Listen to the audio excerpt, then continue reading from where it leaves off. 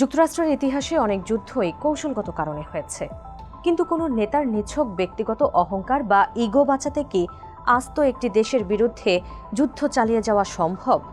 যখন দেশের সিংহভাগ মানুষ যুদ্ধের বিপক্ষে এবং খোদ নিজ দলের কট্টর সমর্থকরাও একে চিরস্থায়ী যুদ্ধ আখ্যা দিয়ে মুখ ফিরিয়ে নিচ্ছেন, তখনও কেন ডোনাল্ড ট্রাম্প ইরান যুদ্ধ থামাতে পারছেন না? ইসরায়েলের ভ্রান্ত ধারণায় প্ররোচিত হয়ে শুরু করা এই যুদ্ধ কি এখন ট্রাম্পের জন্য এক চরম বেকায়দা অবস্থা বা গলার কাটা হয়ে দাঁড়িয়েছে? এই শোচনীয় অবস্থা থেকে নিজের ভাবমূর্তি বাঁচাতে হোয়াইট হাউস কি এখন বাস্তব সামরিক বিজয়ের বদলে স্রেফ একটি ভুয়া মনস্তাত্ত্বিক বিজয় খুঁজছে? চলুন ট্রাম্পের অহংকার এবং ইরান যুদ্ধের পেছনের চরম বেকায়দা অবস্থার চাঞ্চল্যকর এই উত্তরগুলো জেনে নেই। সঙ্গে আছি তামান্না খন্দকার।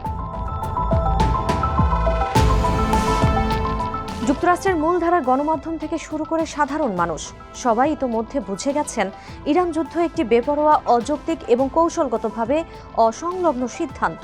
পিউ রিসার্চের তথ্য অনুযায়ী 61% মার্কিন নাগরিক এই যুদ্ধে ট্রাম্পের ভূমিকার বিরোধী। এপি নরক এবং ফক্স নিউজের জরিপেও প্রায় 60% মানুষ মনে করেন এই সামরিক আগ্রাসন মাত্রা ছাড়িয়ে গেছে।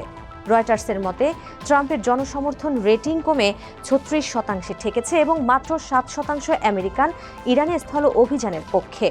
জ্বালানির দাম বৃদ্ধি ও অর্থনৈতিক উদ্বেগের কারণে খোদ ট্রাম্পের মাগা সমর্থকরাও একে দেখছেন আরেকটি অন্তহীন যুদ্ধ হিসেবে। সব মিলিয়ে ট্রাম্প এখন নিজ দেশেই পড়েছেন চরম রাজনৈতিক ও কৌশলগত বেকায়দায়।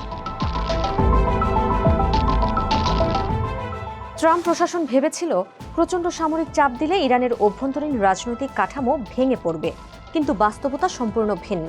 সর্বোচ্চ নেতা আলী খামেনির অধীনে ইরানের নেতৃত্ব ও সামরিক সংহতি সম্পূর্ণ অটুট রয়েছে। উল্টো ইরান ইসরায়েলি ভূখণ্ড ও মার্কিন ঘাঁটিতে সফলভাবে পাল্টা হামলা চালিয়েছে এবং হরমুজ প্রণালীর ওপর নিয়ন্ত্রণ বজায় রেখে বিশ্বব্যাপী জ্বালানি বাজারে চরম আতঙ্ক তৈরি করেছে। এখন ইরানের সরকার পতন ঘটাতে হলে একটি বিশাল স্থল অভিযান প্রয়োজন, যা করার মতো সমর্থন বা পরিস্থিতি কোনোটাই ট্রাম্পের নেই। কৌশলগত ভিত্তি ভেঙে পড়ার পরও ট্রাম্প কেন এই যুদ্ধ চালিয়ে যাচ্ছেন? বিশ্লেষকদের মতে এর মূল কারণ ট্রাম্পের তীব্র অহংকার বা নার্সিসিস্টিক মনস্তত্ত্ব। তিনি রাজনীতিকে সবসময় শক্তি প্রদর্শনের জায়গা মনে করেন। এখন পিছু হটলে তাকে দুর্বল মনে হবে, আর আপোষ করা মানে তার জন্য চরম অপমান।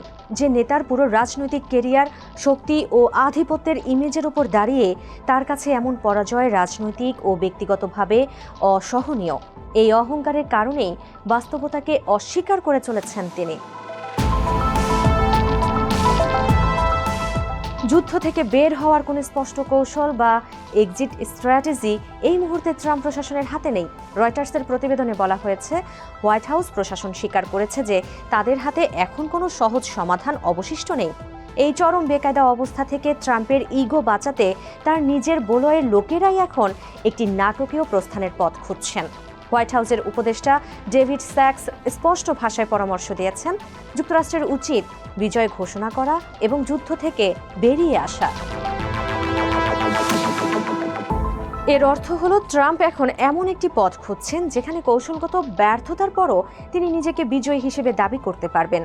এই যুদ্ধ এখন আর কোনো সামরিক বা আইনি সংঘাত নয়, বরং এটি একজন নেতার অহংকারের শিকার হয়ে সৃষ্ট এক ভয়াবহ ভূ রাজনৈতিক বিপর্যয়।